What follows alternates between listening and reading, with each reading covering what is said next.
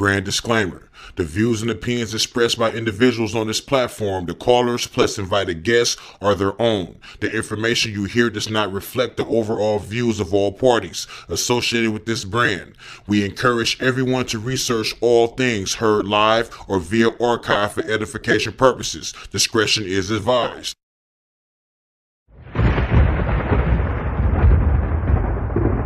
Don't touch that dial. You're now listening to Debate Talk Free Radio.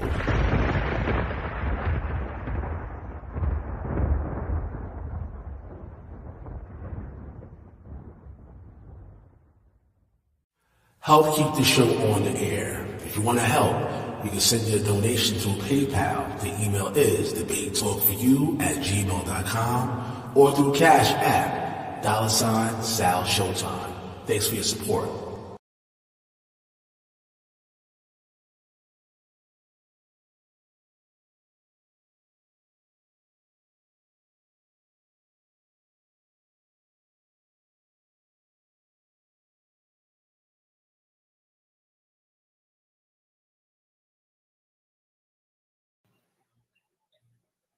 And we're live. Shalom, shalom, fam. What's yappening? It's your brother, Sean Saya Harris from the Yap Gang. Welcome to the new kitchen, our new hibachi kitchen, where we're going to be cooking up some scholastic meals for you brothers and sisters. The Yap Gang Scholarship YouTube channel. It's our newest channel. This channel is going to be dedicated to genetic scholarship and world genealogy. All right. Here on this channel, we'll be elucidating information that will connect West Africans to the Semitic Afro-Asiatic ancient peoples of Western Asia and the Levant, i.e. the Levant, and also to world jewelry. First, I want to give a shout out to all my family, my Yap Gang Scholastic family, Yeshua Ben Issachar, James Cassell, Elkin Barlow, Shari Anaya, Ru Ibn Haddad Smith, the Hebrew of Israel, Ivry, and my aunt, Taiwan Swain, the Orthodox Moor gang. So again, welcome. This is basically another part of the Yap Gang's franchise. As you know, we have a few channels. Shari has a channel, Shari Anaya, the Hebrew of Israel, Genesis 49ers, as well as the Orthodox Moor channel. And now we have this latest edition, Yap Gang Scholarship channel. So basically, family, we came tonight. This is our first show, our premiere, and we're going to be discussing certain statements that bro or Dr. Damon Richardson had made previously on Berean's channel concerning the Ashkenazi Jews and the Khazars. Also, he challenged everyone, to prove that Western or West African, those who are descendants of West African of West Africa, could we prove that we are not indigenous to West Africa? So today we're going to touch on a few of those topics, or both of those topics, and try to elucidate some information for you guys. I know people have been waiting for us to get started. People have been waiting for this channel to actually do a premiere, and this seems like the best way to do it. Start off with Dr. Damon Richardson from the AU, or I'm sorry, the Urban Apologist, the EU. Urban, UA. Sorry. Yeah. You Yeah, the EA, the Urban Apologist. So, all right. Well, with that, with all that being said, we're going to jump right into it. So I'm going to throw it to my bro, the Orthodox Moor, and we're going to get started with the presentation. Shalom, Matt. Shalom, fam. Appreciate you, OG. So we're going to start off with illustrating the conversation between Damon Richardson and the Yap Gang on Facebook. In particular, his back and forth with James, the good brother James Cassell, and also highlighting the fact that Yeshub had offered to have the good brother Damon come on and have an unimpeded conversation to where he can just an unfettered presentation where he can just break down his talking points and what he was talking about, etc., and then thoroughly get into it, and then let's have a chance to thoroughly respond, etc. So without further ado, I'm going to share screen, get into the conversation, and Brother James, if you want to jump in and clarify anything whenever you want to, please feel free to do so. I'm going to make this big. Yes, sir. So, I did it on the wrong one. Let's do it like this so everyone can see what's going on. So what we have here is we have Damon Richardson making a post on November the 10th.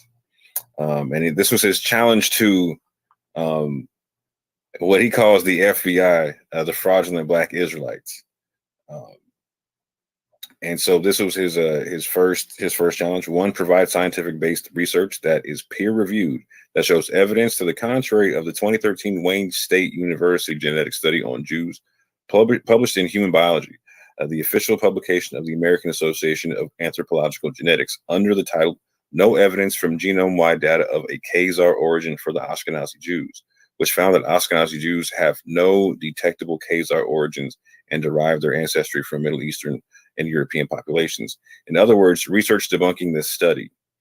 To be clear, family, Yap Gang does not take issue with this study. We do not try to prove that the Ashkenazi Jews have origin within Khazar Jews. That is not our position in any way, shape, or form. In fact, our position is that Ashkenazi Jews who are under the haplogroup E could potentially descend from Abraham, etc. But going forward, his second challenge was this, and this is the one we're going to be focusing on. Provide scientific-based research that is peer-reviewed that conclusively finds that West Africans are the descendants of common Jewish Israelite ancestors from whom they derive the majority of their DNA and ethnicity, rather than from the indigenous West African people groups, i.e. Congo, Western Bantu, Cameroon, Ghana, Nigeria, Mali, Senegal, and Ivory Coast. In other words, research supporting this claim. Now, to Damon, he's making a simple statement here, but there's a lot of nuance in this statement that we have to parse and that we take issue with, particularly this last part here, right? When it talks about Africans are the descendants of common Jewish ancestors from whom they derive the majority of their DNA and ethnicity, rather than from indigenous West African people groups, i.e. Congo, Western Bantu, Cameroon, Ghana, Nigeria, Mali, Senegal, and Ivory Coast, etc. So this suggests an isolated existence for our people in West Africa, and this is something we're trying to clarify 100%. And the good brother James instantaneously went in and try to go at that part. But real quick, I want to go into one more part of what Damon was talking about. He said, anything short of that, we have nothing to talk about, as no scripture can be pointed to that states or suggests in any way that West Africans are Hebrews, as we are already terribly familiar with your eisegetical interpretations and poor handling of scripture. And just so you understand how research works, the 2013 Wayne State study is the largest genetic study on Ashkenazi Jews and is the latest genetic research on the population. Nothing less than published peer-reviewed research and nothing older than 10 years. To boot, Israeli-French historian Shlomo Sand's 2008 book, The Invention of the Jewish People, and Arthur Kessler's 1976 book, The 13th Tribe, which also espoused the Khazar theory, are both debunked by this research and the consensus of historians. Hence, the notion that Ashkenazi Jews are fake Jews who converted to Judaism is a scientifically and historically false claim. So again, 100% to be clear, family, we are not trying to back the Khazar theory, and anything we're saying in this response is not an attempt to back the Khazar theory. We do not agree with that theory in any way, shape, or form. And as a matter of fact, when James starts his dialogue with Damon Richardson, he makes that part clear, of which here we go. He says, 1, I do not argue that all significant number of Jews are Khazars. Maybe a few, if that. 2, addressing his second point, my G drops a specific paper from a scientific journal and says, I'll point to this specific point about the common ancestral population prior to the diaspora. Also notice the charts which showed that African Americans specifically carry said heritage. We're going to get into those charts here in a little bit. But right now, I'm just going to highlight the conversation. I couldn't see Damon's first response to this, to what Brother James said, but I could see his second response. He said also, and I'm assuming this is the second response because it starts with also. Also, this research was done in 2010 and doesn't, as stated, debunk the 2013 study I presented or support the West African theory. So again, James was not providing this study to debunk the Wayne State study in any way, shape, or form. And he tried to make that clear, and we're making that clear here. And so, but at the same point in time, something needs to be addressed in the sense where Damon said that this 2010 paper doesn't debunk the 2013 paper. So what is said in the 2010 paper that we will be citing here is not debunked by anything in the 2013 paper, and has not been debunked yet. Whatever stated in the 2010 paper, scientists have not gone back on. They haven't said that this information is incorrect. And so Damon Richardson needs to understand that concept and understand the fallacious claim he's making here, and saying that just because the paper's from 2010, it can't shed light on this topic here. Well, no. If the truth hasn't changed since 2010, if the facts haven't changed since 2010, they still stand. So in order for this paper not to stand as scientifically sound, there has to be something standing to debunk it, and there's nothing there.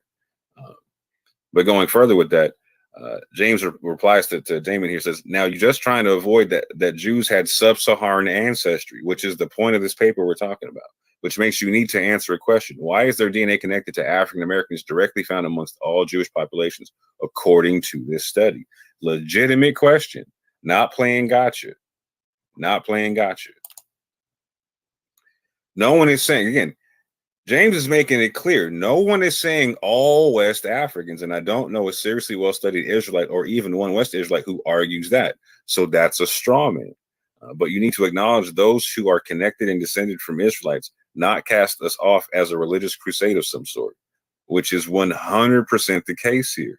Again, James is offering peer-reviewed scientific information and pointing out what he's talking about and clarifying, I'm not talking about the Khazars, I'm not shooting at them, I'm not talking about the Ashkenazis, I'm not talking about that. We're talking about West African Jewry and their we're talking about West African genetics amongst Jewish genetics. That's common amongst Jewish genetics. And Damon Richardson has yet to acknowledge that that's the point that James is trying to make. And here we go. So Damon says this: there's nothing to discuss unless you have the two evidence-based peer-reviewed research that the post calls for. This link doesn't debunk the Wayne State study, and it doesn't support the West African theory. African admixture refers to North and East Africans, i.e. Egyptian and Ethiopian populations, which were already new. Now, that's not correct according to the paper. We'll get into that. I'll let Bree and James break that down. But the populations that are sourced in the study are not limited to North and East Africa. James goes on to reply with this: so the article I presented is not peer reviewed? Yeah, you absolutely avoiding a clear answer, because James gave him a clear answer to his second challenge. No, now you argue Harvard Medical School is wrong. They're not peer reviewed. You didn't even check the link. You don't have to fake it to make it. Damon says this: James, reread the edit. You are not presenting what the challenge asks for. You can't present any study. The study has to do certain things, and this doesn't do either. I don't have time to have my time wasted. So Damon is not in any way, shape, or form wrestling with the information or the actual point that James is trying to make. And to be fair, he might not understand the point that James was trying to make. He might have assumed that James was like any other quote unquote so-called BHI trying to prove claims that we're not claiming. But again, I don't see that. I don't understand how, because James is being clear. He's like, I'm not calling out the Khazars, and we're not claiming all West Africans are Israelites. All right. Going forward, James clarifies, again, I gave a peer-reviewed article which meets the requirements for question 2, specifically talking about question 2. Do not avoid that. Here it is again. The African people on the group are the Yoruba. Why did you just tell that blatant lie? We'll get into that in a little bit in terms of like the people groups, including the Yoruba that are in that study. He tags in the Hebrew of Israel and says, you see how this man tried to pass the African admixture to East Africa and Nile Valley Africans. Such dishonesty. Damon says this: James So you clearly didn't read the study. Here's the claim he's making. You clearly didn't read this study. Seriously, read the title and reread the article. It does not support either of what I requested. Now, this is where we're getting fallacious. It does not support either of what I requested. And this is where we got to ask Damon Richardson to be an honest actor here. James isn't citing his information to go out what you requested. He's citing the information to support the point he was trying to make, which never gets addressed by Damon Richardson in this post. But I'll read what he says. It does not support either of what I requested. And if you think it does, then the issue is, as I've stated repeatedly, you all don't understand research. The article is about African genes flowing into those populations, not Jewish or European genetics flowing into African genetics. Further, sub-Saharan Africa is prominent in this study. So this is a very glaring statement for me, because it doesn't seem that Damon Richardson understands the gravity of what he's actually saying, or the implications of what he's actually saying. But the good brother James goes ahead and points this out for him. And as we'll get into the study, Ibrahim and James will clarify that even further.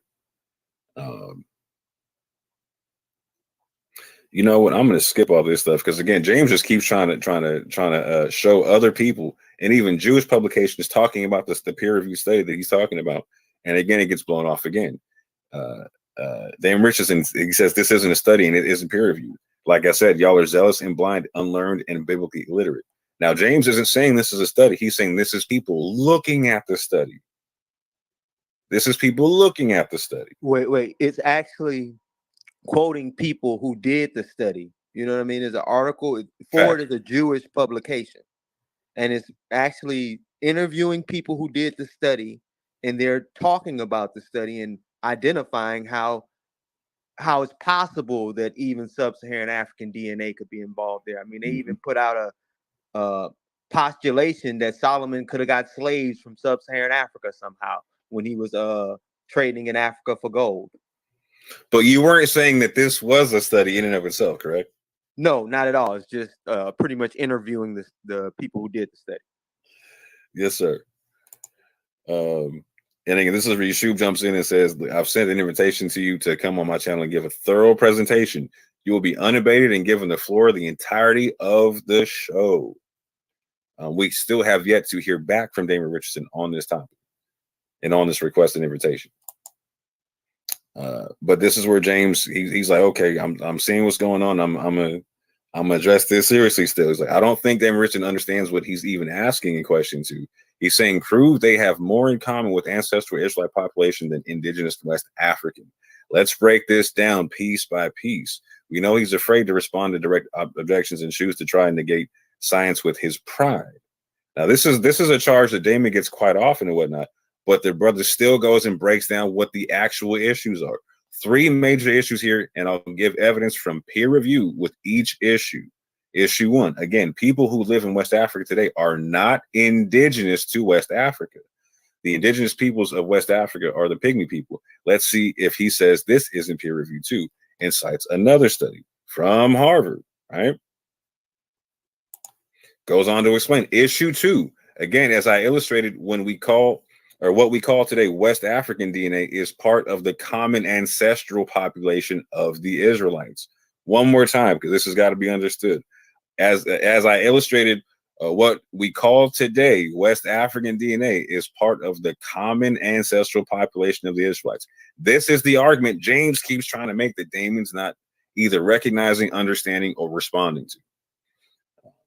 Meaning from the inception of the nation circa 1400 BCE, leaving Egypt, West African DNA has been part of Israel. And again, cites information for what he's talking about. Moving into issue 3, the first solid archaeological evidence for Bantus in West Africa is around 1500 to 1000 BCE, or 3500 to 3000 years ago, which again would not make them indigenous, but pygmies. You really need to take these issues seriously if you are challenging the Israelite community. Damon Richardson, not run and cower when challenged, brother, bring this dude on your channel, etc. So again, Brother James laid out information. He laid out his issues, and he laid out sources to back his issues and claims he was making and whatnot. And they weren't seriously addressed. And so we're going to take the time here to hopefully, I'm going to say it like this. Like, I'm hoping that Damon Richardson read the study that James was talking about and did not understand, just maybe misunderstood something here or there. I'm going to try to give him the benefit of the doubt. And hopefully he just misunderstood something, right? Or misunderstood the point that James was trying to make. Because James was definitely not trying to make the case that all West Africans are Jews, or that the Khazars are the origin of the Ashkenazi. He's making his case like right here. Again, West African DNA is part of the common ancestral population of the Israelites. And that's what needs to get addressed. So I'm going to stop sharing here, and I'm going to hand it over to Ibri.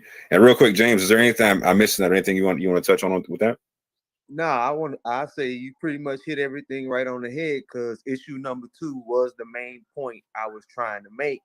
But I don't think he, like you were pointing out, I don't think he really understood in question 2 what he was asking and the implications of that question. It had to be unpacked.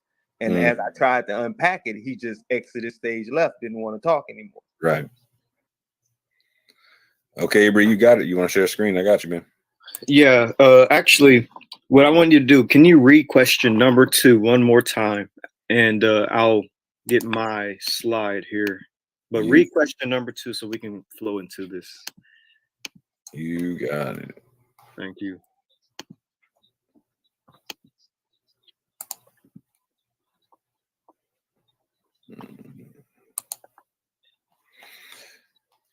Provide scientific-based research that is peer-reviewed that conclusively finds that West Africans are the descendants of common Jewish Israelite ancestors from whom they derive the majority of their DNA and ethnicity, rather than from the indigenous West African people groups, i.e. Congo, Western Bantu, Cameroon, Ghana, Nigeria, Mali, Senegal, and Ivory Coast.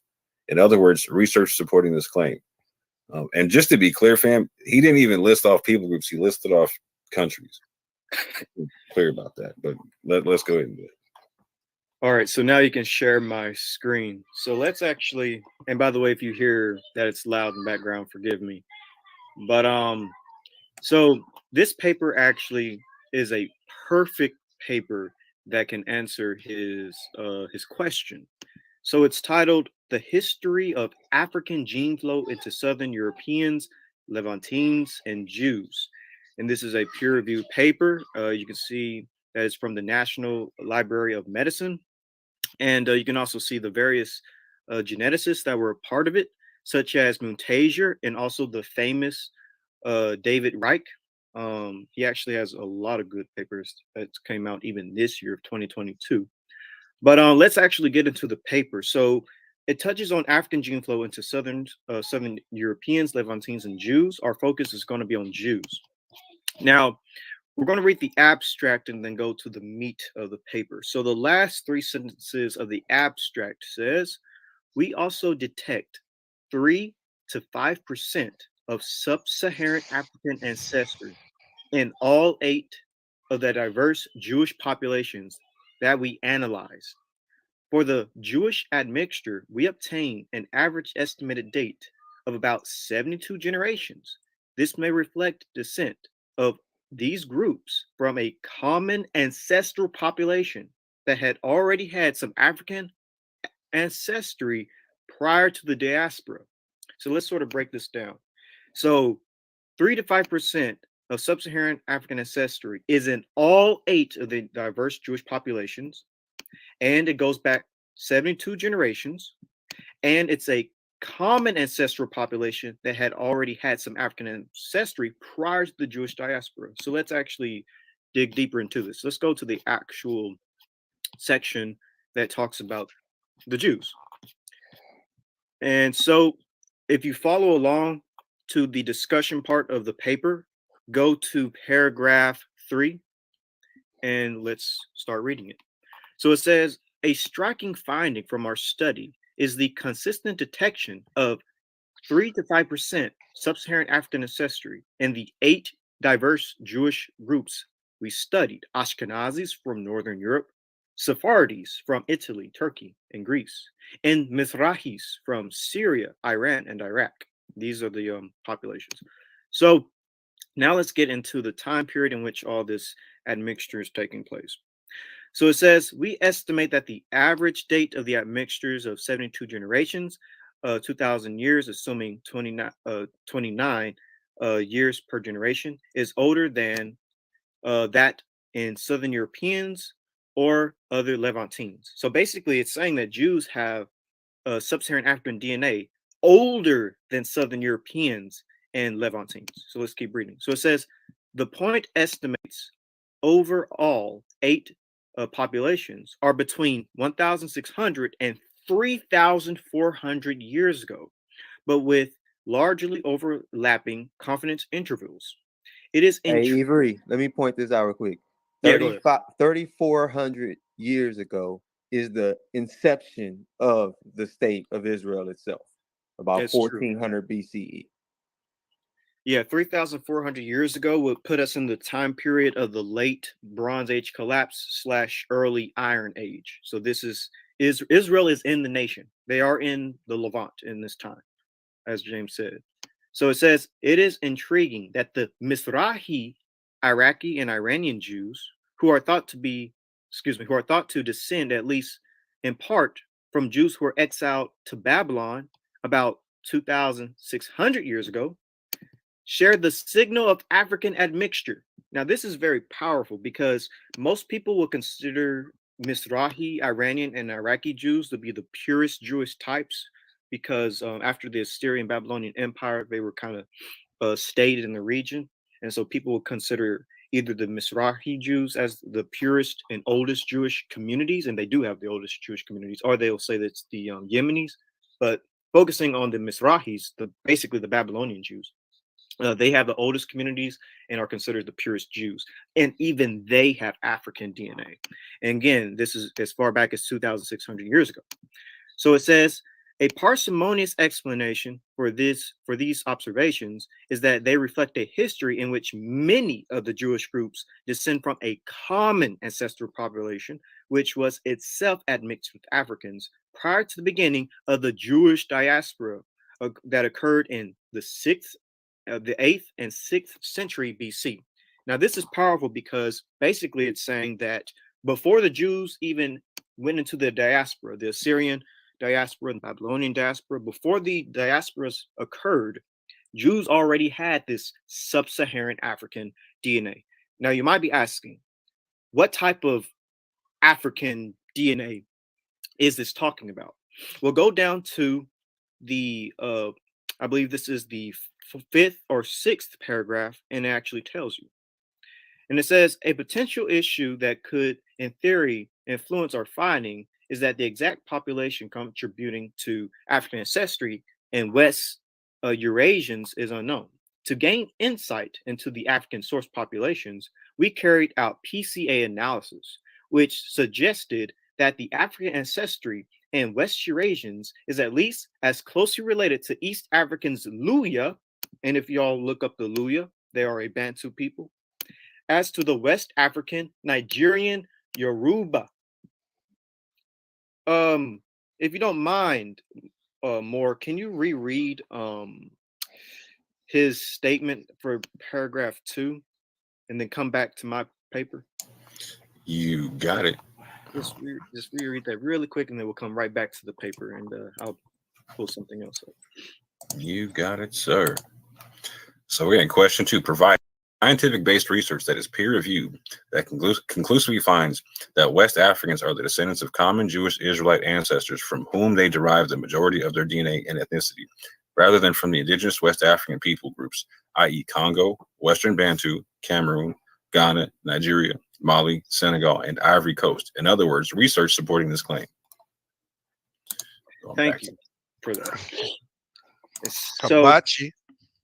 So when it comes to the populations, it actually shows you in the charts when it comes to the African DNA, and African Americans have the most of it because it's West African DNA. There's no getting around this. They're using West African DNA when it comes to these populations. Now, what's interesting about this is that when it comes to the Iranian Jews and the Iraqi Jews, they have the oldest of this.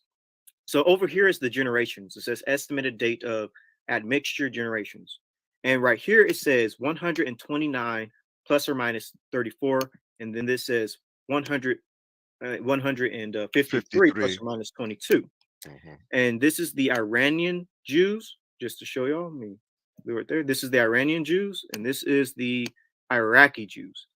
Iranian Jews and Iraqi Jews have the oldest African DNA when it comes to all these Middle Eastern and Mediterranean groups. I believe the next oldest is the Syrian Jews. If you highlight right here, it says 99 generations plus or minus 23, Syrian. And then after that, it is the Sephardic Greek. No, you're missing Northern Italy. It's pretty old. Let me see. Yeah, the Italian right here. Oh, excuse me, the Northern Italy. Yeah, Northern Italy has 153, 54, excuse me, plus or minus 27, and then you go to the Syrian Jews next, who have the oldest admixture, and then it's Sephardic Greek Jews, Sephardic Turkey Jews, which is Anatolia, and Italian Jews. They all have basically around the same amount of African admixture from 82 generations to 88 generations. So So they're I just basically wanted. showing you. I'm sorry, bro, but they're basically showing you here the same thing that was read out a little further up in the paragraph that the brother was reading. That during the Babylonian exile, around this time, we have the Iranian, we have the Iraqi. Uh, how many generations back this goes. So they're proving out just how far back this DNA goes. You know. Exactly. And this is hitting head on what he wanted to know about uh, Jews and African Americans and Black people. And it would seem like the ancestors of the Jewish people and the ancestors of African Americans converged at some point 3,400 years ago in the Levant. Because there's no way for them to have this DNA if our ancestors weren't there. People don't just pop up and have DNA from ethnic groups. Like, I'm not just going to have a kid that's going to have Chinese genes out of nowhere. Like, the ancestors of both of our peoples came together and And admixed. procreated. Yeah. Yes, To a It significant procreated. extent, because it's Exactly. scattered everywhere as far as Jews are concerned. exactly. In Exactly. all 8 diverse Jewish populations. Exactly. So, just to push this point even further, I'm going to share another screen, but there's a paper that actually illustrates that that Bantu people and West and Central Africans actually have Levantine DNA. So I'm going to share this next screen. I believe this is it right here. Oh, excuse me, hold on. All right, share my screen.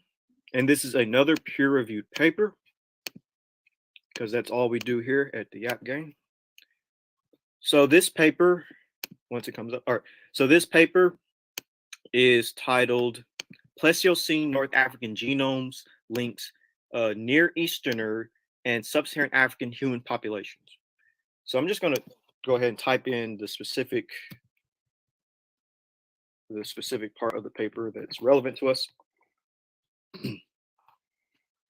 So right here is an important piece that kind of connects some more things together, because if we're going to claim that we have Israelite ancestry, then it's probably important to illustrate that we have some type of Levantine ancestry. And it turns out we do. Again, from this paper, it says that a more recent link is the spread of Bronze Age Levant-like ancestry in sub-Saharan Africa, together with agriculture during the Bantu expansion.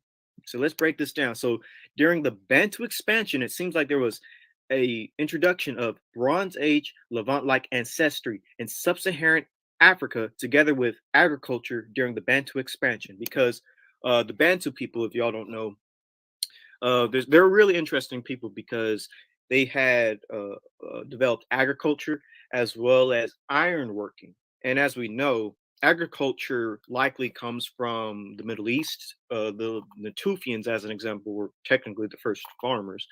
And when it comes to metallurgy, that also developed in the Middle East. And it seems like when these Bantu people are coming into sub-Saharan Africa, they're bringing Levant-like genes in places like Western Central Africa, as well as iron and agriculture.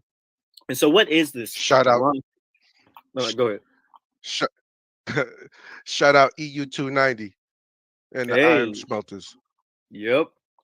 And so, what is this Levant, this Bronze Age Levant DNA? So, Bell says it right here. It says the Bronze Age Levant gene pool has been proposed as a mixture of Neolithic Levant with individuals related to Caucasus hunter-gatherers and early Neolithic farmers from Iran and from Anatolia, Middle Eastern DNA. Paternally, we're talking about haplogroup J and E1B1B, possibly some T and some R up in there, right? Yes, we are. Right. And they have this type of DNA, Middle Eastern DNA, Levantine DNA. Bantu people have it. But that's not the only source that talks about the this. I have Fulani another got T in it too, don't it? Oh yeah, Fulani 100%. Yeah, exactly. And it doesn't just end there. I'll pull up another paper that talks about West Central African people having Levant DNA, something that Damon Richardson says that apparently Western Central Africans don't have. So here's another paper. I just want to push this even further. This paper right here that I'm sharing is titled Reconstructing Prehistoric African Population Structure. If y'all can see that, share my screen. Also, James, don't forget about the Chadic people in RV88, and that, you know, yeah, we how know we that see was it, they would have had to important. come in. Yeah, they would have had to come in during the Bantu as well, the Bantu expansion, you know, for that gene to flow into Africa. And to point out two historical things, we do know that Herodotus speaks of how Nico II commissioned Hanno the Navigator to colonize the rest of Africa with the overflow that was coming from all the wars and stuff that was going on in the Levant. And we have the tale of Hanno the Navigator himself, which a lot of scientists believe that he actually went to West Africa and pretty much brought back a gorilla, and that's the things they were describing in the stories. Mm-hmm. And so this paper right here goes deeper into that, goes into the fact that these Western Central Africans had this Levantine DNA. Again, this is a peer-reviewed paper titled Reconstructing Prehistoric African Population Structure. Here are all the scientists that were a part of it. Again, David Reich was a part of this as well. He's like one of the most head geneticists. Yeah, he heads all of these, most of these papers in this field. He pretty much pioneered this field. Mm-hmm. And so we're going to go to the relevant part of the paper, which talks about Western Central Africans having Levantine DNA, which for some reason people think is impossible, but it's not. So it is right here, I believe. Hold on. As y'all can see, this is very, very long paper, but here it is right here. So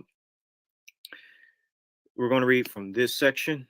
So it says Tanzania. I'm not going to name all these African tribes, just going to name some of them. So Tanzania, Yoruba, Esan, Loyo,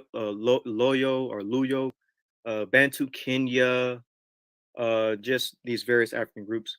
So it says, are all fitted as consistent with having 100% Mande-related Western African related ancestry. Basically, all these groups are related. Niger Congo people, Bantu people are all, basically related. And it says the Mandinka from the Western African coast are fitted as having 2.8% plus or minus 0.6% Levant Neolithic related ancestry, PPNB. So again, another source talking about how Western Central Africans do have Levant DNA, Levant Neolithic related ancestry. And so the last thing, or not the last thing, but another thing I want to point out is how it actually makes sense that there would be, let's say, E1B1A type peoples in the Levant, in that part of the world in that time.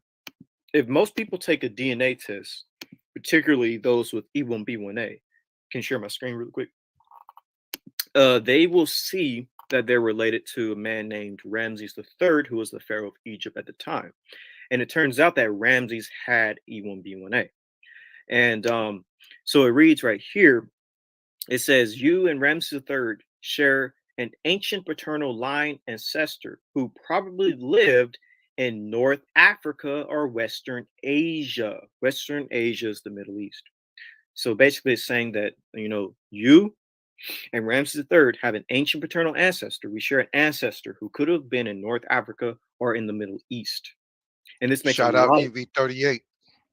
right. Shout out EV38 because the E marker likely has its origin in the Middle East. I'll touch on that here in a second. Yeah, and you But always got to remember that North Africa, especially the Levant, is the same biogeographical area, which means the same peoples, animals, fauna, everything live in that location. all Right. Afro-Asiatic populations. And so the oldest, as a matter of fact, the oldest E1B1A marker we have found in Africa is Ramses III because he goes back to the late Bronze Age. And then we found an old E1B1A marker in Ethiopia, which is a place heavily populated by Afro-Asiatic speaking groups. So I'm going to share my next screen, which illustrates who the true West Africans are. Who is the oldest West African population? And the oldest West African population is actually Pygmy and Khoisan groups, basically A and B markers. I advise that y'all check out this paper, again, another peer-reviewed paper titled Ancient West African Foragers in the Context of African Population History. Here are all the, geneticists and scientists that are part of it. Again, David Reich. You can't get away from David Reich. So we're going to read the abstract of the paper. So it says, we generated genome-wide DNA data from 4 children buried roughly 8,000 and 3,000 years ago in the Shuma cave, in the Shumaluka, Cameroon, one of the earliest archaeological sites within the probable homeland of Bantu languages. One individual carried the deep divergent Y chromosome haplogroup A0, which is found today almost exclusively in the same region. However, all 4 individuals' genome-wide ancestry profiles are most similar to West Central African hunter-gatherers, implying that present-day populations in Western Cameroon, as well as Bantu speakers across the continent, are not descendant substantially from the population represented by the 4 people. So again, Bantu speakers, Bantu people are not related to these ancient West Central African hunter-gatherers. We're not related to these ancient Western African populations.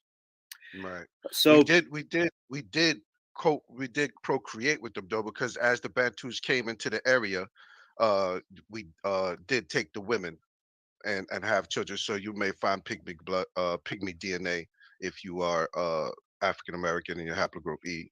You may find pygmy DNA. African Americans typically have around, I would say, 1 to 5% of pygmy DNA. Yes. And y'all should read the rest of this. I want to point out it says 3,000 years ago. That's 1,000 Right. BCE that we're talking about, where they're not finding any evidence of the modern people in West Africa. Now we got to ask ourselves, okay, what happens after that time period, which is something we constantly point to.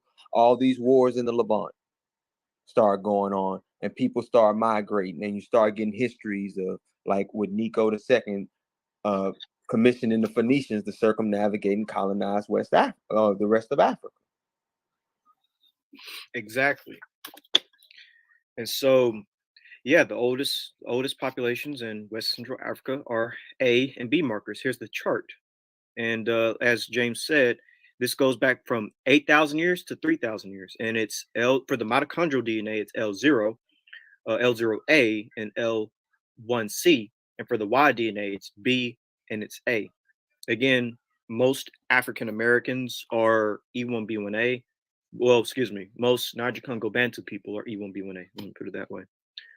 But so actually, now let's go to another part of what Damon or Damon typically says when it comes to his I guess his distaste for an idea of us coming from the Middle East rather than us originating in Western Central Africa. So now I want to go to the biblical narrative. I'm going to share my screen. According to the scriptures, there was a global flood, and everybody died in the global flood except for Noah and his children, Shem, Ham, and Japheth, and their wives. And according to the biblical narrative, the ark was supposed to have rested in the mountains of Ararat. And some people say this is in Armenia. Some people say this is near Mount Kuti in Syria. I personally believe it's Mount Kuti, but regardless, the ark rested in the Fertile Crescent in the Middle East. And I believe Damon is a Bible believer. And so I believe that he would say that, everybody descends from Adam and Eve, and then, man started to sin. Most High sent a flood to wipe out all of humanity except for Noah and his family. And then everybody got off the ark and then migrated about the world. So my question to Damon is, how do we as African Americans or as West Central Africans or anybody originate in Western Central Africa if the ark rested in the Fertile Crescent? Either you have to say that we're pre-Adamites or that we don't descend from Noah or something like that in order for us to have originated in Western Central Africa. And furthermore, you also have to believe in the evolutionary concept of the out of Africa theory, because basically, Damon, what you're saying is that when humans began to migrate out of Africa, our ancestors either just stayed in Africa and went west, but that doesn't make sense according to the biblical narrative. So my question to you, Damon, is, do you believe that we descend from Noah and that we got off the ark and we migrated to Western Central Africa, or did we somehow just pop up in Western Central Africa? I'd love to understand your stance on that, because I take the biblical approach that, all of humanity today, current humans today, descend from Noah, and we all migrated to the parts of the world that we're at today. So that would mean that the ancestors of Western Central African peoples migrated to Western Central Africa, where they are today. The only question is, what time did they get there? So I would like to for you to answer that question. I gotta bag you up on that, because we know the lands that are outlined in Genesis 10 for the sons of Noah to spread out and spread their seed. So which land do our ancestors come from? It can't be West Africa, because that's not mentioned in there. There's the Nile Valley, you have the Middle East, and you have Europe. Which one is it? Mm-hmm. Yes, exactly. And so another thing I want to point out is what is haplogroup DE, which is the ancestral marker of E1B1A. And when it comes to haplogroup DE, it has its origin. Most geneticists would say that it has its origin in the Middle East, and that they would have came into Africa via basal Eurasians. So let's read this source right here.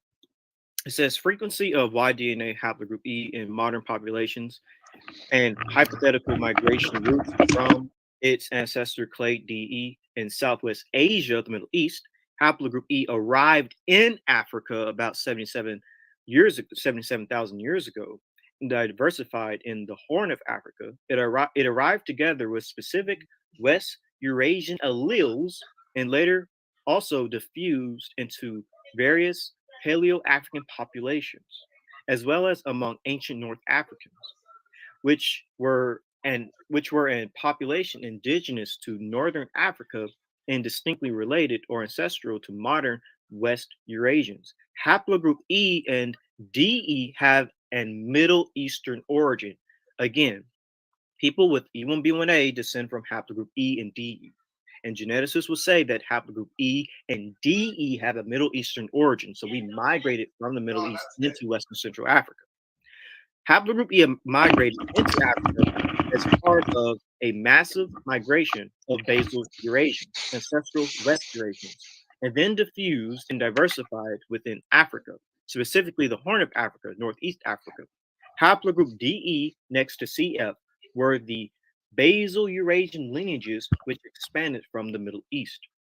The common ancestral haplogroup YD Adam is suggested to have originated somewhere in the Middle East or the Iranian plateau.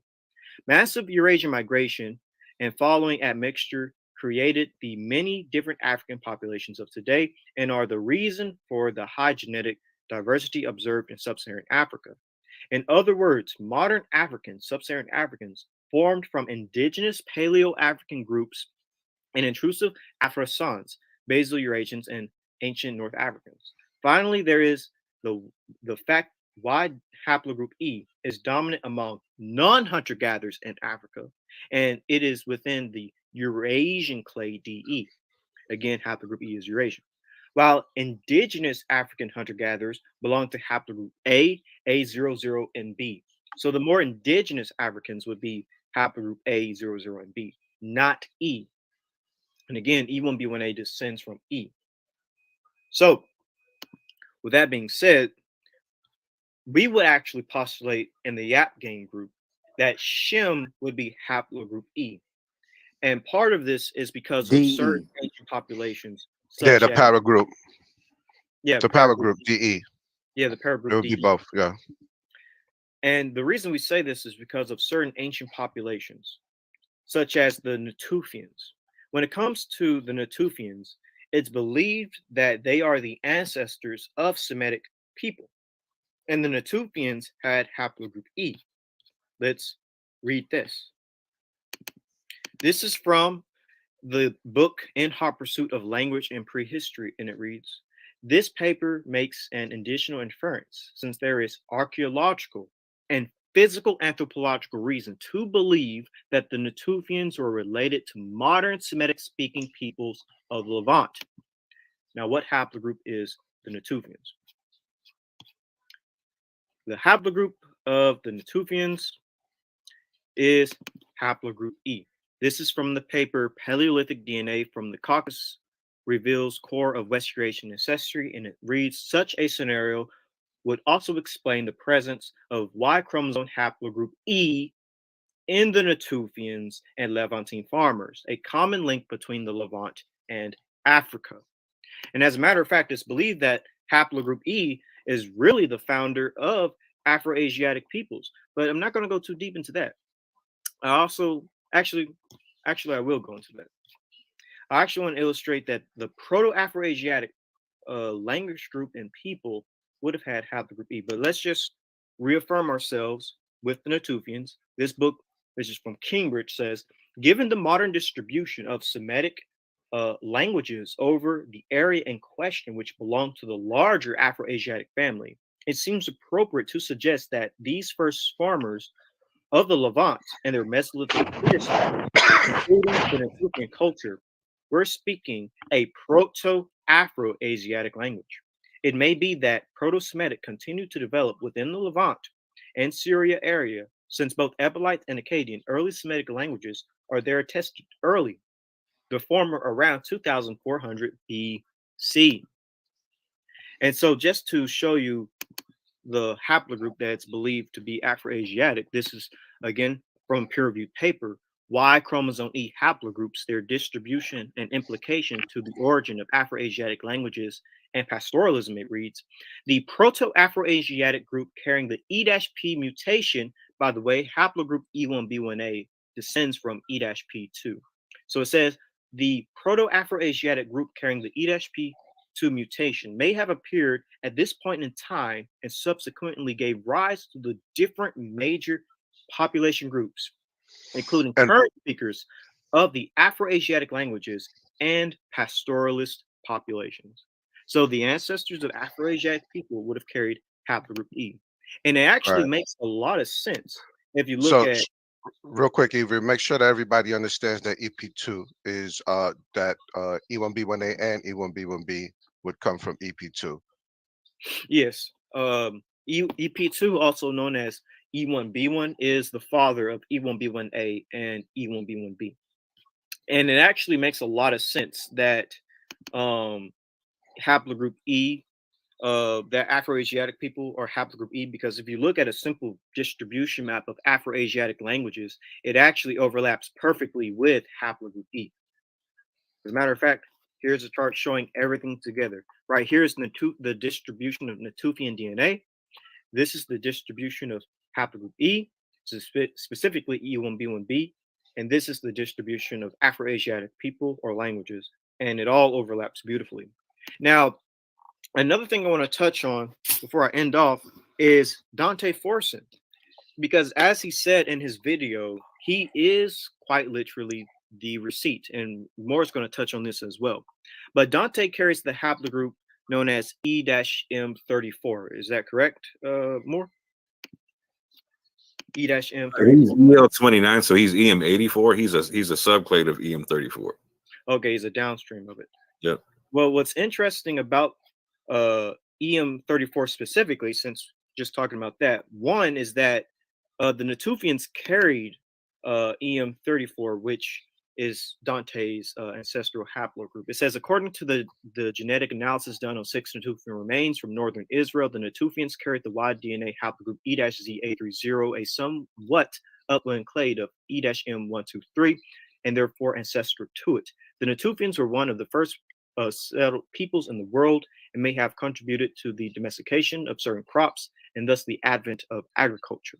The discovery of E-Z830 without other clades suggests an indigenous presence in Canaan and Israel that predates all other clades, which are not known to have existed in the region at the time, 10,000 years before present. E-M123 is thought to have a TMRCA. TMRCA means the most common recent ancestor, about 18,000 years ago, 8,000 years before the Natufian. Possibly ancestral remains are from. Haplogroup E1B1B2 has been found in 75% of the Angazelle population, along with 60% of PPNB, pre-pottery Neolithic B, populations circa 8,800 through 6,500 BC. And so just to explain why Dante having EM34 is extremely interesting is because EM34 is actually considered to be a haplogroup of Proto-Semites. I'm going to try to find this, and then we'll end off here and go to more. And so let me just show this really quick. I'm going back out of here. Go back here. But just as Dante said, he quite literally is the receipt because one, his haplogroup is part of the Afro-Asiatic, typical Afro-Asiatic haplogroups. And if you go to eupedia.com, titled haplogroup E1B1B, it says E-M34 is the main Middle Eastern variety of E1B1B, and is thought to have arrived with the Proto-Semitic people in the late Copper to early Bronze Age. And this is important because the latest papers dealing with Semitic people say that Semites have a Levantine origin. This is from the paper Bayesian Phylogenetic Analysis of Semitic Languages identifies an early Bronze Age origin of Semitic in the Near East. And it reads, we estimate that Semitic had an early Bronze Age origin approximately 5,750 years before present in the Levant, followed by an expansion of Akkadian into Mesopotamia. And a Semitic origin in the Levant is very important because, as we know, the Natufians have a Levantine origin or were in the Levant. Again, such a scenario would also explain the presence of Y chromosome haplogroup E in the Natufians and Levantine farmers, a common link between the Levant and Africa. And again, the Natufians are the ancestors of Semites. This paper makes an additional inference since there is archaeological and physical anthropological reason to believe that the Natufians were related to modern Semitic-speaking peoples of the Levant. And again, E1B1A and E1B1B are both related. They are both brother clades. And E-P2 is believed to be the Proto-Afro-Asiatic haplogroup, meaning that both E1B1A and E1B1B fall under that Proto-Afro-Asiatic belt. And with that, I conclude. If I may just say something real quick, I just want to do a quick review that we're directly answering this question as it pertains to West African ancestry being in connection with the ancient Israelites by giving him an article which directly states it, and by supporting it by showing a strong connection between West Africa and the Near East, as Ivry just went over by showing DNA connections and pretty much an ancient link between EP2, which is the pretty much foundation of Semitic speakers, and West Africans who descend from EP2. Actually, I have one more thing I'm going to say before I end off. Also, I'm going to share my screen really quick. Sorry about that, Morgan. Got one last thing I got to say. So, also, we don't like Moore said, we don't believe that Jews are the descendants of Khazars. We believe that Jews are descendants of Israelites, especially those with haplogroup E.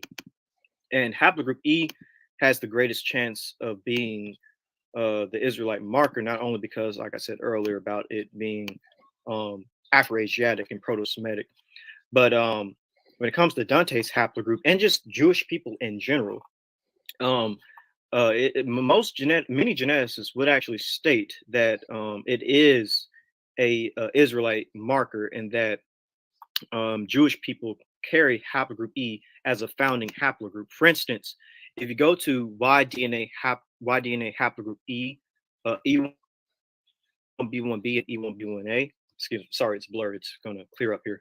It says this haplogroup has a long presence in the Near East as well, as demonstrated by its occurrence in ancient remains in the Levant and mummies in Egypt. Today, a significant contingent of Ashkenazi, excuse me. No, go ahead, bro. I'm sorry. Of Ashkenazi 20% and Sephardi 30% Jews belong to a specific sub haplogroup E-M215, defined by mutation E-M123, supporting this as a major founding lineage of the Jewish people. Again, haplogroup E is a major founding lineage of the Jewish people. And 20% of Ashkenazi Jews and 30% of Sephardi Jews carry haplogroup E. So really, when you combine that 20% and that 30%, that's 50% of European Jewry with haplogroup E, when you think about it. And just to push this point even further, haplogroup E is seen as a haplogroup that is of Israelite origin. And I'm just going to read this one final quote, and then we'll end off here, because I believe people need to understand this, that haplogroup E is definitely up there as a Israelite marker, and there are papers that literally discuss this. I'm going to see if this is it. All right, so I believe this one might be it. It says, in fact, the title of the paper, A Mosaic of People, the Jewish Story, and a Reassessment of the DNA Evidence. And it says, in fact, the best candidate for possibly E3B Israelite ancestry among Jews is E-M123. This subclade occurs in almost the same proportions, approximately 10 to 12%, among both Ashkenazim and Sephardim. According to Cruciani in 2004, E-M123 probably originated in the Middle East. It is found in large majority of the population from that area, and then back migrated to Ethiopia. Yet, again, another back migration with haplogroup E. Anyways, it says, yet the fact that both Sephardim and Ashkenazim possess this subclade in similar high frequency supports an Israelite / Middle Eastern origin. So we have no issue with Jewish people descending from Israelites, because many Jewish people have haplogroup E. And again, haplogroup E is seen as Afro-Asiatic and Proto-Semitic. We have nothing against the Jewish people. And by the way, even Jews who don't have haplogroup E, let's say that they have J, I'll also say they're descendants of Israelites, because Israelites were among various peoples. We know of the mixed multitude in the Exodus, and people joined the nation all the time. So yeah, we amalgamated a lot of people that we were fighting around us. There's even 2 Canaanite nations that we made treaties with, which pretty much made them part of our nation. So we have to acknowledge the presence of outside DNA within the Proto-Semitic spectrum, I guess I'll say. Also, it's the the evidence points, you see them there. you see haplogroup J there during from the Bronze Age down. You see them involved with Israelite culture, you know. So it's no denying that they were there. You know, that's something we won't do. Exactly. But now I'll give it over to I think more. Did you have something or is that it? Yeah, sir. I'm gonna quickly try to go through this so we can keep it under like an hour and a half for the family. But I'm going to share my screen and touch on Dante's DNA. And one of the reasons why I'm going to touch on it is because it just so happens that my maternal grandfather also has the same DNA that Dante has. And my maternal grandfather descends from North African Jews. And one of the main reasons why I talk about this is that there is a large population of what they would call crypto Jews that are coming into a Jewish identity in the Americas right now.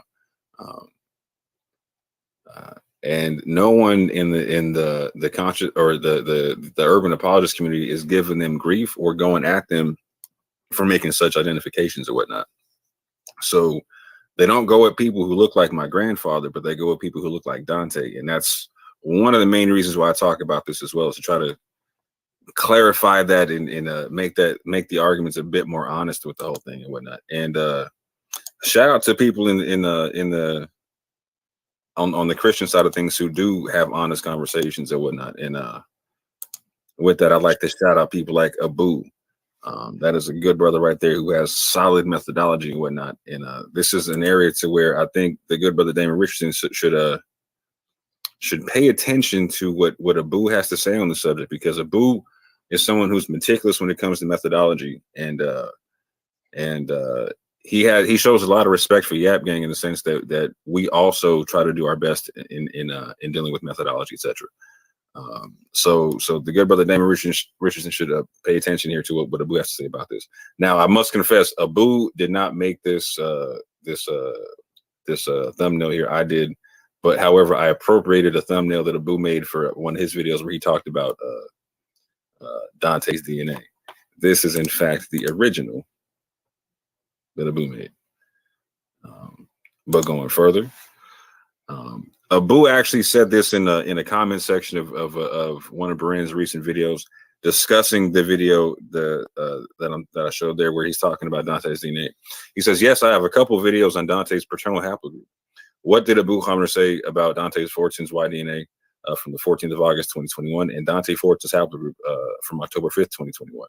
The second video is the more thorough of the two and overlaps with what Dante said in the clips shown in this show. In short, I think E1B1B, or more specifically a subclade thereof, is a plausible, even probable candidate for the biblical Jacob's haplogroup. And therefore, I think Dante has a better chance of descending paternally from the biblical Jacob than most. More specifically, Dante's haplogroup EL29 is, as he said in the clips you showed, a subclade of EM34. And while this was not touched on in my videos, some serious geneticists believe EM34 originates in the Levant. And thus it is plausible that Dante is not merely related to residents of the ancient Levant. Rather, he might be a direct patrilineal descendant of a resident of the ancient Levant. If one would like to pursue a source proposing Levantine origin for EM34, Abu lists a good source to jump into right there.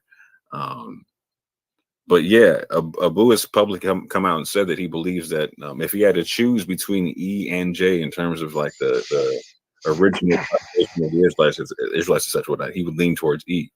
But he also leans towards something here, because this is why we agree on methodology and why I respect him so much, is he slows the conversation down and says this needs to be done on a case-by-case basis. He recognizes that E wasn't isolated to West Africa or to certain pockets of Africa, etc., and understands migration, etc. Again, Abu and I have something in common. His maternal grandfather has the same haplogroup that Dante has. Same exact EM84.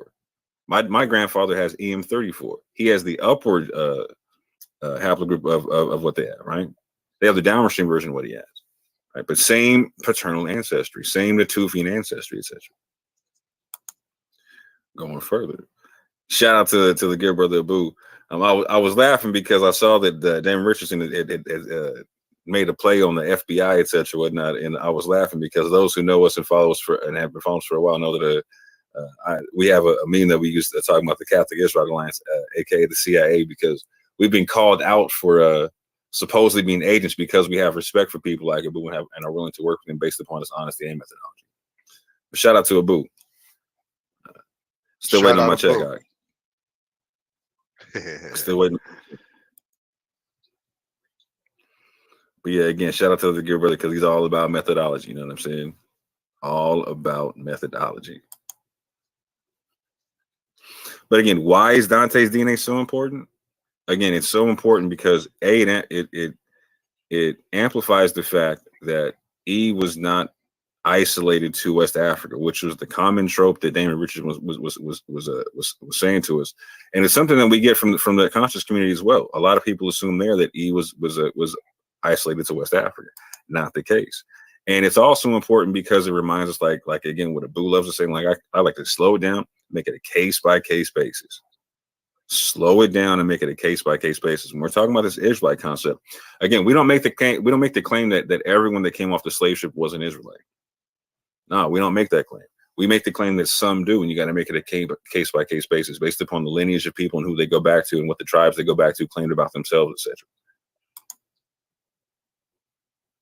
And we also speak on this concept that DNA is going to be the best way, and this is Abu and I and the rest of the Yab gang agree on this concept that DNA is going to be the best way to trace lineage over millennia, over long periods of time, rather paternally or maternally.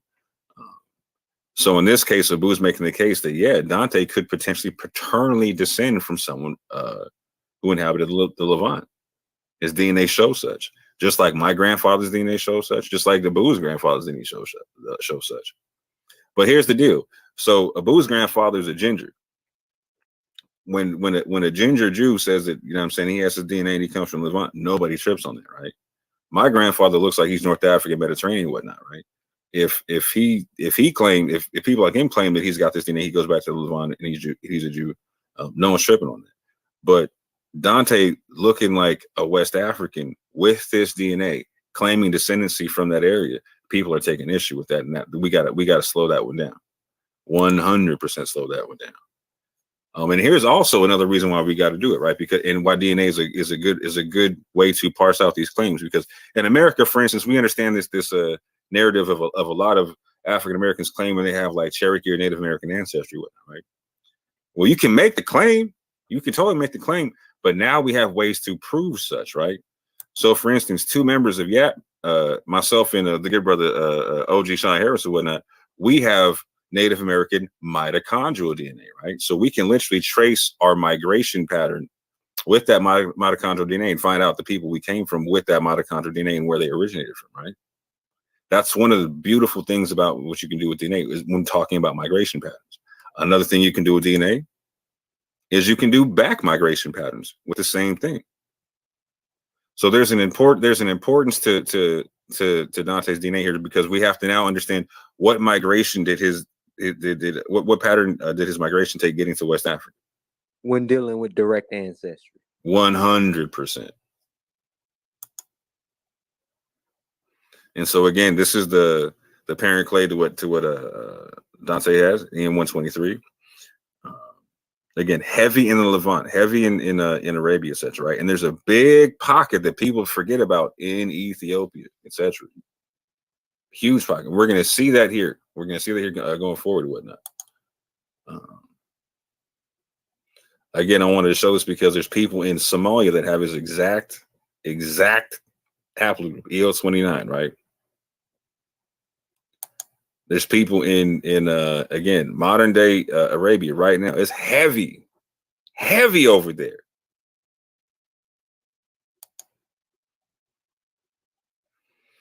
But again, people got to understand why this is important because when tracking this migration, how did it get there? And a lot of people don't understand the routes that go along the Sahel, etc. And the elevated level of Natufian DNA on the Sahel, etc. Versus other parts of Africa, whatnot. And forgetting that the Sahel is part of sub-Saharan West Africa. They forget that the Sahel is part of sub-Saharan West Africa. We'll get into that later on a whole different show or whatnot. For brevity, I'm just gonna leave it right there. But again, this is one of the main reasons. So I was the person who told Dante he had E1B1B. I saw his show he did on it where he was showing this haplogroup. I was like, oh, you got my uncle's joint. I was like, okay, yeah. So I reached out to him and we were talking about the concept, and I talked about the concept of the fact that we know that the Limba have E1B1B, but because of the level of STR tests they took, we don't know what type of E1B1B they took, right? And Dante let me look at his GED match and other things like that. And it really looked like to where Dante had an East African origin, to where he was dropped off in the middle of a West African population, either for a long period of time or like he was dropped off like and mixed with a group of slaves like that. Like he came from like an East African origin on a slave ship and was dropped off with a bunch of West Africans in the Americas and just had West Africans to mix with, right? And you can see this when if you look at his GED match, or if he shows a GED match, you'll see that he's less than 3% Natufian, even though he has a marker that is like basically a Natufian marker. He has a very high level of West African admixture, but you also see that he has a lot of touches of people that are along the Sahel. And it's very interesting and whatnot. But what's interesting about that is we have the Limba in Southeast Africa, etc., claiming to have a migration pattern that goes through Yemen, etc., where Dante's DNA is prevalent. The Limba have two migration stories, right? They have a migration story where they go to Southeast Africa. Then they have another migration story where they go into Africa, but people don't know where they go. But when you do the time periods we link up the time periods based upon the story and historical goings on of the time or whatnot, you can link it to a migration that goes into Mali, etc., via a whole bunch of Jews going in from Yemen, etc. And so left is a Mande man from Mali, and on the right is the man from is Cohen Hamadishe from Zimbabwe of the Limba and whatnot.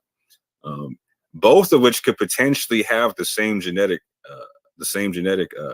makeup and whatnot, right? And if Dante's DNA forces us to have to test the Limba more to find out what type of E1B1B they have, and also more testing in West Africa, because the tribes in West Africa are huge and we have very small sample sizes for their genetics and whatnot. So EM84 might be present in West Africa in places in Mali that we don't recognize because the tribes are so big. We're not testing all the sub clans, et cetera, et cetera, et cetera. So his DNA forces us to have to slow down and really look at this type of thing. Because again, he doesn't have a high level of European admixture. And when you look at his DNA breakdowns, it's looking like this is coming from East Africa or Yemen, et cetera, in terms of the origin of his haplogroup. And again, I'll make this clear because there's multiple people in the Americas right now descending from the crypto Jews with the same haplogroups that Dante is connected to, and nobody's challenging their connection to Israel. Nobody, and nobody in the UA, and nobody in the UA challenges my connection to being Jewish based upon my connection to these people either. So there's got to be fair on all sides with this thing. Again, 25% of people in the Americas that are Hispanic or whatnot are connected to this Sephardic Maghrebi DNA that people are finding came over early on in American populations or whatnot. And this turns out to be like 200 million people, fam. That's a large population in the Americas. That's a lot of people. But what's interesting about that is, again, that's my grandfather on the left, right? That's an Ethiopian Jew on the right. They both could have the same haplogroup, and the UA is not going to trip on that. But Dante, they're going to trip on. Again, this got to get slowed down. Because we got people like Rabbi Harry Rosenberg, who's of Sephardic Jewish descent, who assimilated into the Ashkenazi Jewish population and whatnot. He's going around telling African Americans that 80% of them connect to the Igbo people, like the good brother Remy on the right. And they connect the Igbo Jewry at that, right? That's what he's going to tell them, right? And again, that's a whole, like, the UA is not going to Harry Rosenberg for telling people that, right? So when Dante's talking about this connection to the Igbo having like genetic connection to the Levant, this is exactly what was just explained in this video. because the Igbo genetics and Yoruba genetics are almost identical. Shout out to E1B1, A1A1, F1A, and E1B1A7. Shout out. I know that's right. My Igbo family. Yeah, so without further ado, fam, I'm gonna try to get into this real quick and just do a little picture show to show people who has the what are the phenotypes of the people that have Dante's haplotype and haplogroup and whatnot, right? Just so we can get an understanding, and Damon Richardson can get an understanding of why he needs to slow down and look at Dante's genetics, and also why people like Abu are right to slow down with their methodology, etc. So Dante read this off. This is what you get from 23andMe, talking about the breakdown of EM123, EM34. For sake of brevity, I'm not going to read this. If y'all want to read this, you can pause the screen up and you can go through this yourself. You can definitely pause this part up. I'm going to touch on this real quick because today some of the highest concentrations of men bearing haplogroup EM123. Again, these are all related to EM34, EM84, etc. Right, and its diverse branches are found in East Africa, where they make up between 5 and 10% of men in parts of Ethiopia, Kenya, and Somalia. Like I was showing you earlier, there was a Somalian people with EL29, etc. Farther east, nearly 10% of men tested in Oman and 8% in Yemen carry the haplogroup. And to the north, they are found at low frequencies among Egyptians, Algerians, Tunisians, and others. The other great peak of men bearing EM123 is in the southern Levant. They are spread throughout the Middle East and in present-day Turkey, and at frequencies of about 5%, and make up about 13% of the male population in Jordan. Though generally rare in Europe, EM123 can be found among men along the Mediterranean Sea, and is at its most common in Sicily at 7% and Sardinia at 4%. Even at the far western edge, the lineage found in the Iberian Peninsula, especially among men from Portugal and the Spanish region of Galicia. It's talking about, it also goes on to say in 23andMe that the paternal haplogroup EM34 traces back to men who lived approximately 20,000 years ago, etc., etc., etc.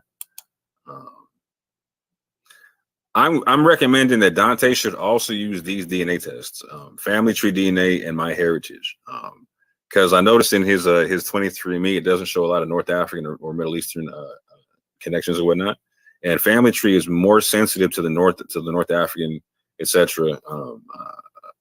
Genetic readouts, etc.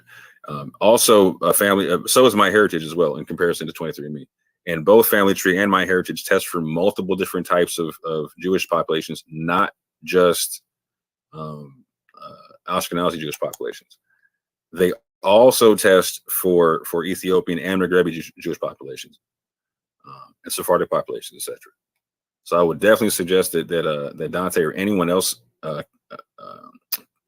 interested in trying to find out the North African connection in a bit more detail versus from the 23andMe should also take these tests.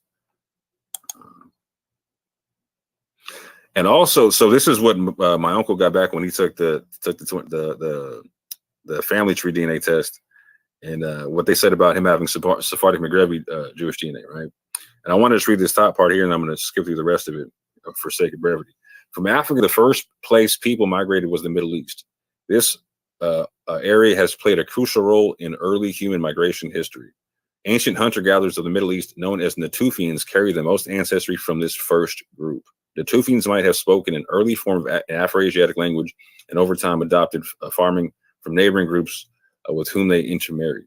So you heard Ibri give the breakdown, etc. We could talk about the Natufians all day, but it definitely seems obvious that Damon Richardson, either you have like a pre-Natufian understanding or a post-Natufian understanding of genetics, right? Is what it seems like to me in this apologetics game and whatnot. And it seems like Damon Richardson and a lot of people like in the urban apologetics community and also the conscious apologetics community, they have like a pre-Natufian concept, like this concept of like, again, we're E's isolated in West Africa, not understanding where E originates and whatnot, and the implications of the Natufians and how it affects the mutations, specific mutations of E1B1A and E1B1B. But yeah, going forward, like I said, I'm gonna skip through these right quick and just get to the picture show now. So we want to see who has these genetics and where could these migration patterns have come from to where Dante could have gotten them in West Africa? Pardon me here. So right off rip, we see that the Tufians are carriers of this haplogroup at a 40% clip, and we see them existing in Levant 11,000 to 15,000 years ago, etc. We see Jordanians, and these are actual Jordanians people. These are actual people of the land of Jordan. They carry this haplogroup at a clip of 31%. Again, I repeat, these are actual people of Jordan.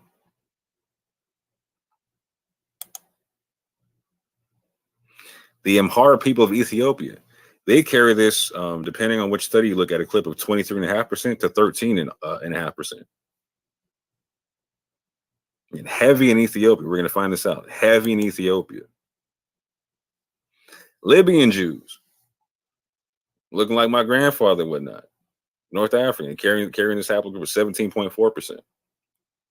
Hey, I just got to give a shout out to L3 because it's in that region too. No, that's shout out right. to L3.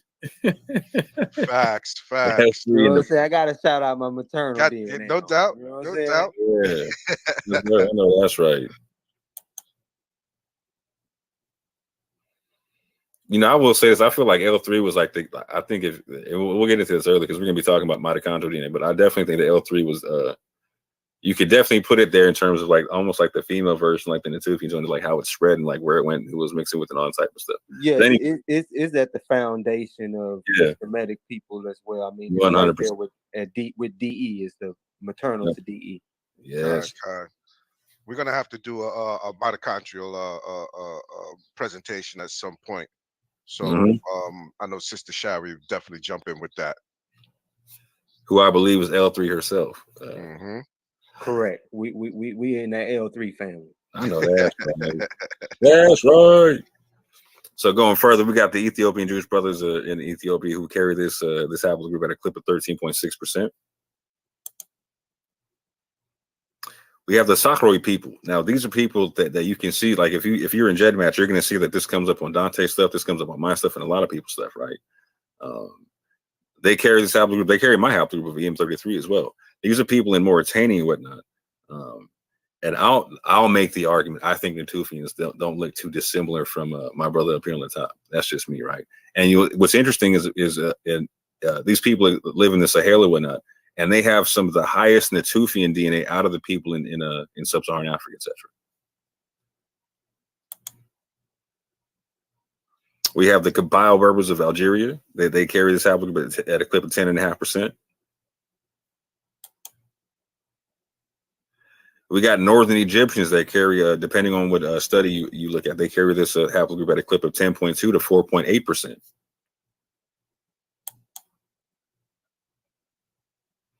We have the Hazara of Afghanistan.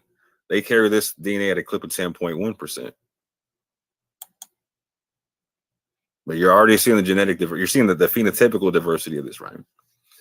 So we see the Sephardic Jews carry this, depending on what study you look at a clip of 10% to 5%. A lot of Jewish population. Ashkenazi Jews, depending, like again, 10%. A lot of Jewish populations carry this haplogroup.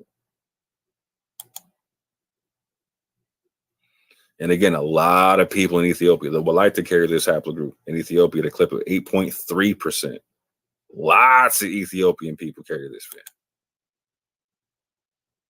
We got Yemeni people that carry this at a clip, depending on what study, at a clip from 8.1 to 7.4%.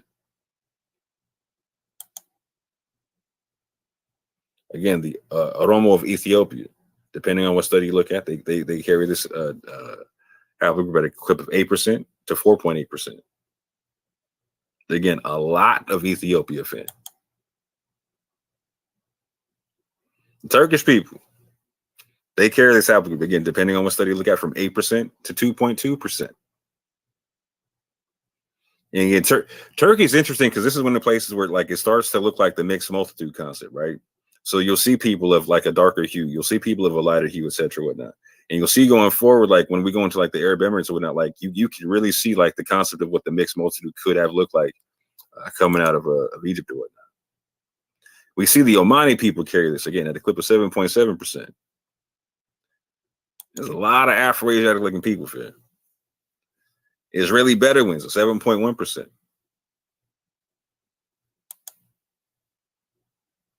You got Sicilians depending on what study, 6.6 to 6.5%.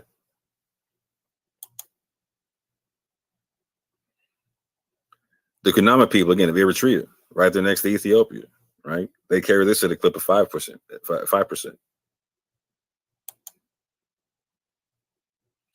Like here we go. I like this picture right here. The United Arab Emirates. They carried at a clip of 4.9%. And look at the phenotypical diversity there, right? This is again the United Arab Emirates, fam. And you got people looking like this, fam. Like that could be me right there. You know what I'm saying? That could be a couple of people we know. That could be all kind of people in the app. You know what I'm saying? This is mad diverse. This is what the mixed multitude could have looked like in a lot of ways, fam.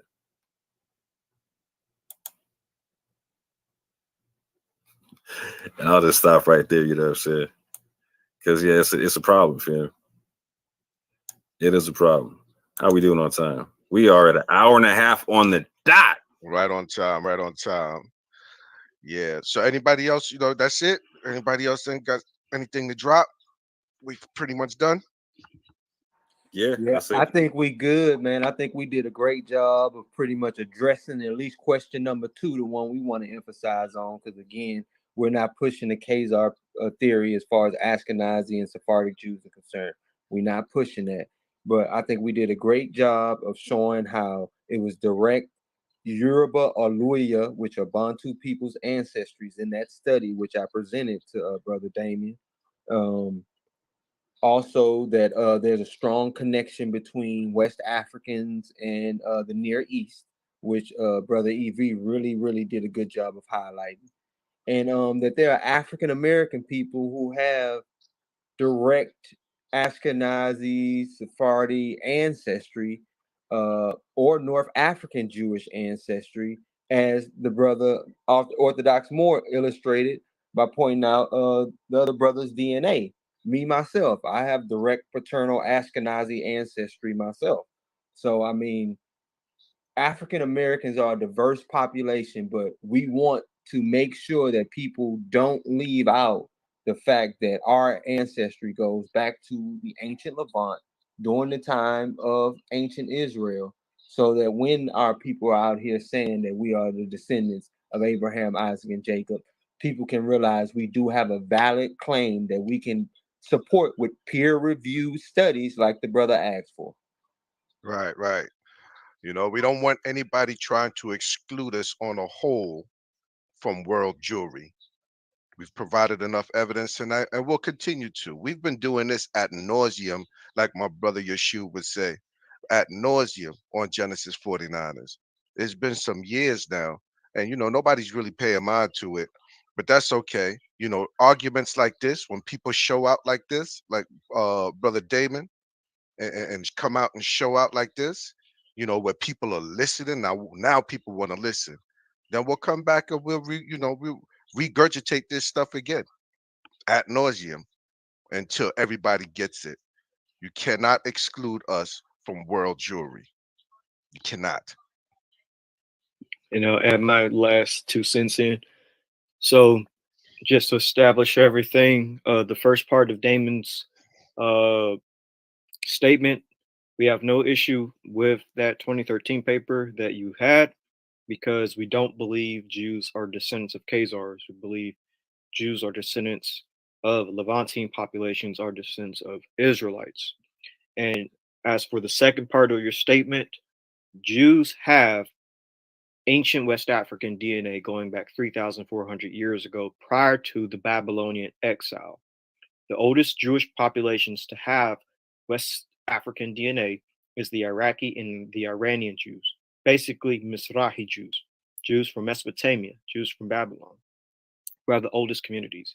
But all 8 diverse Jewish populations have West African DNA.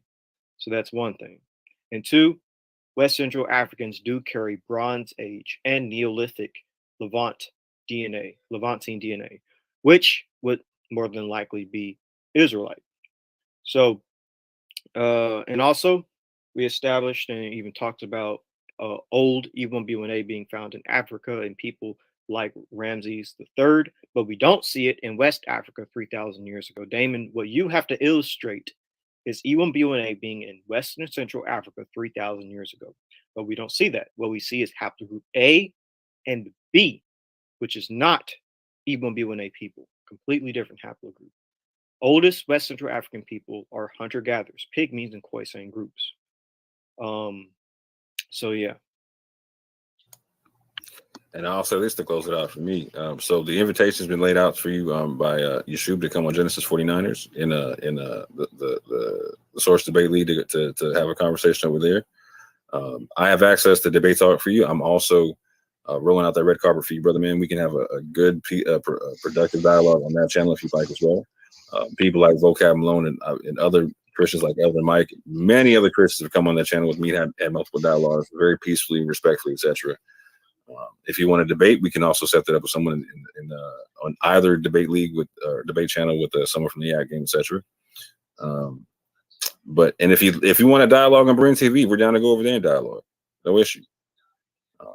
But we should be able to have respectful and open dialogue to where dialogue, exactly. we can clear up any potential mistakes. You know what I'm saying? Like we can all make mistakes in this thing, fam.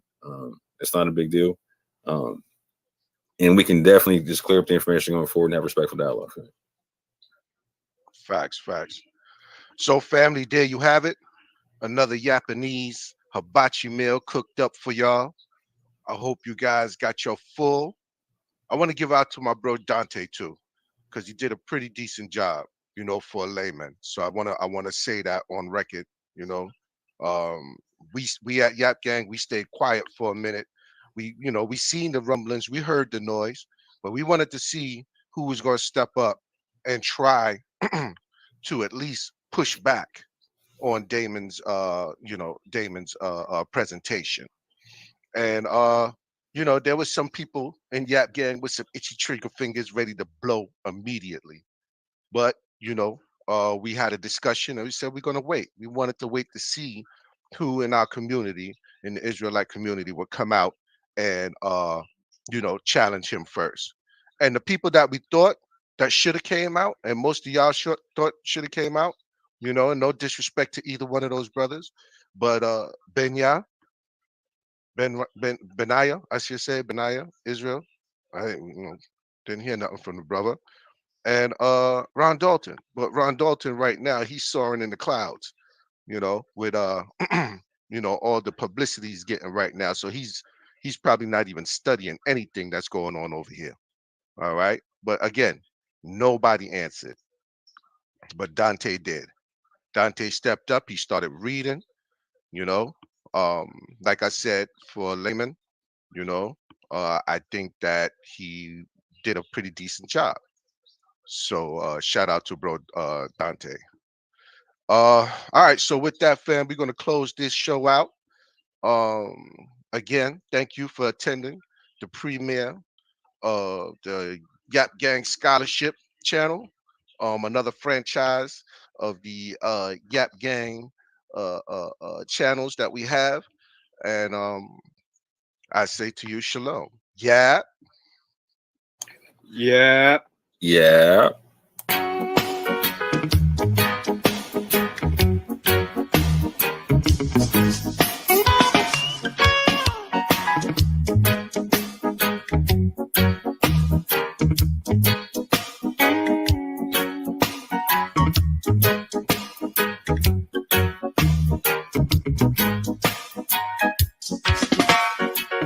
From the Bible to the Quran, Revelation in Jerusalem, Shalom, Salam Alaikum. You can see Christians, Jews, and Muslims living together and praying, Amen. Let's give thanks and praises. Baruch Ata Adonai. Baruch Haba Yerushalayim, Baruch Ata Adonai, Baruch Haba Yerushalayim, Jerusalem, Yerahim, Jérusalem, je t'aime. Jérusalem, here I am. Jérusalem, je t'aime.